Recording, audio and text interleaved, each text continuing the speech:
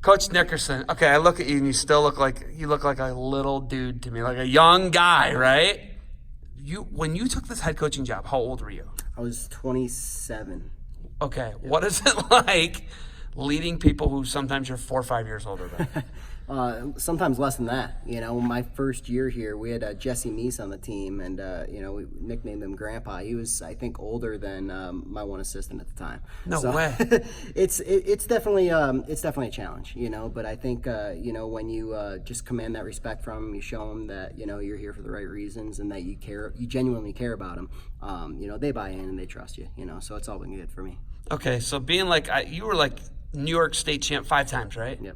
So you were like a prodigy coming out of New York, right? You stay in state Yep. at Cornell, and going from being like, you battled injuries through college, but like being a prodigy to now being a coach. What's it been like? I'm calling you a prodigy because you were though, because like you were the best high school wrestler your senior year. You're the A6 Right. wrestler of the year. You were the guy. What's it been like going from being like such a fierce competitor to now a coach? Is it? The toughest part is just not being able to just go out on the mat and still do it, and see my guys out there in a battle, and it's like, man, I just want to go out there and do it for them, so that's the toughest part. But honestly, becoming a coach, I never really thought I was going to coach. I had plans to go to med school and whatnot, but I took a year off after graduated college and was studying for my dental exam at the time, and was working with the Finger Lakes Wrestling Club up at Cornell, and I just really fell in love with just helping the kids. I just fell in love with it. I ended up spending a lot more time in the wrestling room than I did studying for my test, and I realized this is what I really want to do. This is what I'm passionate about, and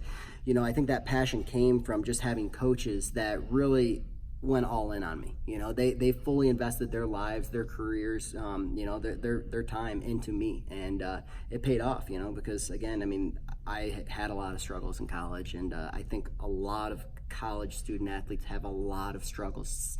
Very unique time in their lives, and I think having somebody there to guide you, help you during those tough times is huge, and that's what I really enjoy doing.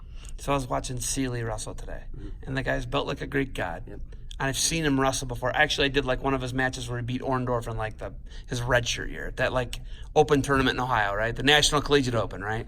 That guy's got talent coming out everywhere. He's battled injuries. When you got a guy like that, like he couldn't penetrate step today, right? He was just like shooting and hitting his knees, right? When you see someone who's so talented like that, how do you reach an athlete like that and get them to the next level? How do you do that? It's just time, putting time in. Jacob, he's had a slew of injuries, especially shoulders, very similar to my situation. And so, this year, it was kind of his freshman year almost, in a sense that he really was on the mat from November to March, and finally had a full year of experience. He hadn't had that yet, and had a couple of years that he was totally off. So it was a growing year for sure, and I'm happy that he just stayed healthy. So this summer, it's been a lot of breaking it back down, going back to the basics, and working on those techniques that he needs to be successful at the highest level, because he has beaten the best guys and he's got it in him. It's just putting it all together again, and I think we're going to see that out of him pretty soon here. And he could get another year, right? He has 1 year left. He could get another, but that's like an NCAA thing, right? Yeah, I believe he's gotten his 5th year already. He has gotten his 5th year already. He's going to get a 6th year. I'd be shocked if he doesn't. Okay, so that's something they're planning on. Oh, I look at you guys at 84. You Yep. got a guy transfers into qualifier. Yep. I look at you at 74. I just like what I'm looking at up the lineup, right? Those 3 weights, those 3 guys were in here today, and they're pretty talented, right? Bringing talent in, and finally people seeing the proximity of this place and getting people to realize it's a good hidden gem, I think. Right? We're 45 minutes from the Denver airport. We're 45 minutes from Rocky Mountain National Park to an hour, right? So it's all right here. We're 45 minutes from Denver, right? We're close to all this stuff. What's it like finally just getting kids on campus?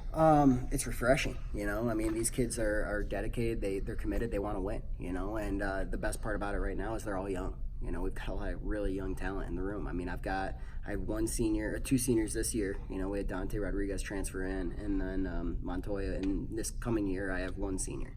So we're really young, and having guys like that are in the room, those young guys pushing our current guys, it's just raising the bar. And it's come full circle in 5 years here that I've been here. It's really come a long way, and we're excited because these kids have bought into, especially the Colorado kids. We we made a commitment to really securing the border when we got here, and we're finally doing it, and it's good to see. Okay, I know you probably haven't thought about this in over a decade, but one of my favorite college wrestling matches ever was, I want to say, like Conci semifinals. You and Escobedo wrestled. Was that what that was? Probably, yeah. Both of you guys had blown out shoulders, right?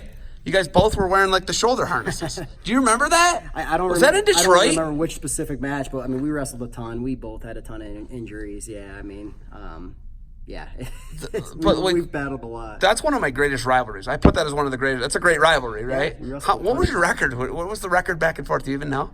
Oh gosh, I mean, in college he beat me one time. It was the last time we wrestled. Was it in Detroit?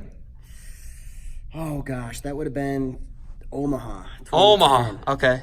That was both of our senior years. Okay. We were, I think, the 1 and 2 seeds at national. Crazy. We wrestled for 3rd place. Yes. The situation. Okay, I remember now. What it was. That was the one. That was awesome. But you were in Detroit too, weren't you? Yes. Freshman year. 2007. Freshman year. Sophomore year. Sophomore year. Okay. Sophomore year. Yeah, Detroit. But okay, so when you've had so much success, right? We're talking. You had a highly successful career, right? Riddled with some injuries, right? But how do you relate to the guys who are? How do you relate to a Sealy who might be struggling? It's tough, It's certainly tough, because sometimes they look at you and they think you're untouchable, and you gotta break it down. You gotta make it real for them, and you gotta let them know and show them how I'm human too. I struggle, and I struggled.